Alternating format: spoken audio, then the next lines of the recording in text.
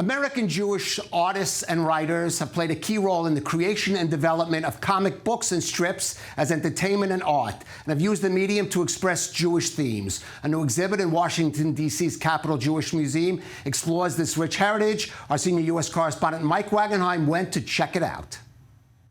There's a long history between the Jewish community and the comic books industry, from Superman fighting Nazis to Mickey Mouse speaking modern Hebrew.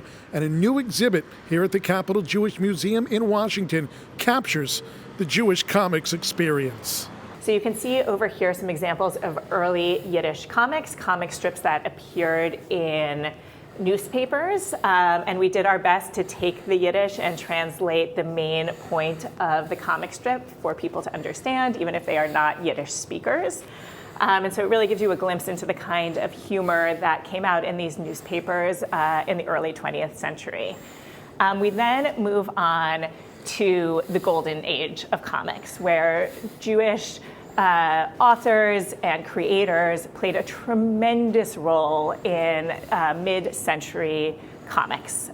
There were many, many, many Jewish authors. You can see a long list over here.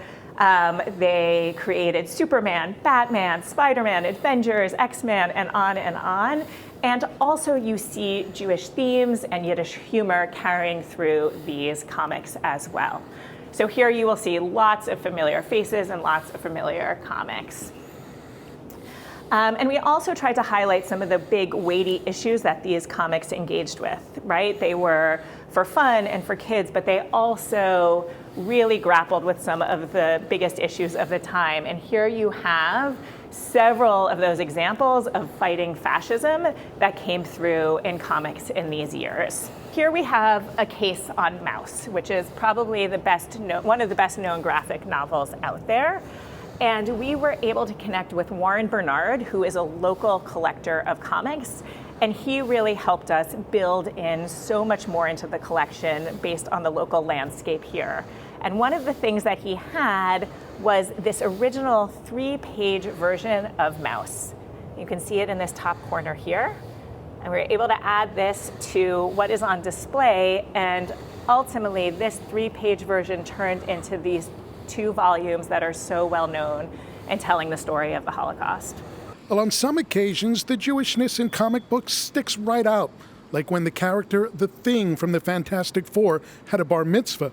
But sometimes you need to look a little bit harder at those Jewish traditions and customs to realize just how deep it runs in the comics. I think I'm just so struck by how prominent Jewish creators were in this story in the mid-20th century. And I think what you see on the walls is just how pervasive these Jewish themes are.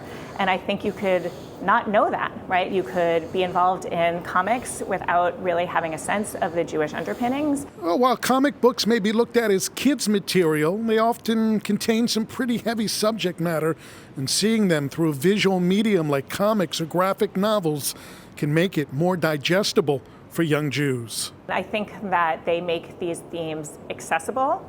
I think that they allow people to grapple with these themes while they're enjoying the broader plot of a comic. And I think it allows people to grapple and talk about with all sorts of complex issues. And I'm noticing that I'm looking behind you at a sign that says Fighting Fascism. And I think that that is the perfect example of how something that was so difficult to grapple with and so fraught and so upsetting in mid-century could be translated into these comic books, allowing a broad range of people, including children, to start to learn about these important themes. The Jewish comics experience runs here at the Capitol Jewish Museum through March 23rd. Reporting from Washington, Mike Wagenheim, I-24 News. And that's our